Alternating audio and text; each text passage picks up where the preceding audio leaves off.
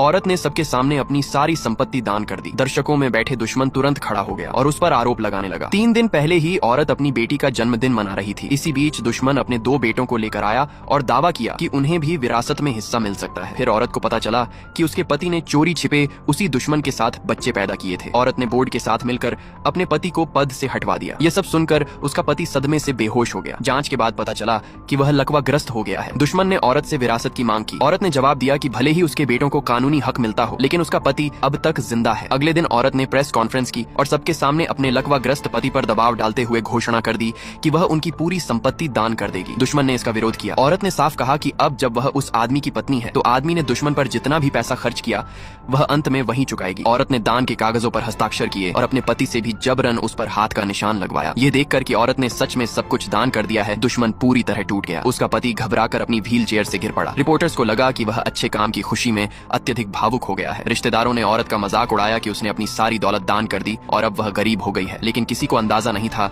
कि औरत ने पहले से ही सब तय कर रखा था। बेटी के जन्मदिन पर उसने उसे एक छोटी सी कंपनी उपहार में दी थी। रिश्तेदारों को भरोसा था कि औरत फिर कभी अमीर नहीं बन पाएगी, इसलिए उन्होंने पति की ओर से उसे तलाक दे दिया। इसी दौरान टीवी पर खबरें चल रही थीं। दान की वजह से आदमी की कंपनी दिवालिया हो गई थी। अब तीनों को सिर्फ बेटी की छोटी सी कंपनी के सहारे अपना गुजारा करना था। इंटरनेट पर लोग बड़ी संख्या में बेटी की कंपनी के उत्पाद खरीदने लगे। थोड़े ही समय में उसकी बिक्री $300 मिलियन से ऊपर पहुंच गई। रिश्तेदारों को भरोसा नहीं हो रहा था और उसी पल औरत ने साबित कर दिया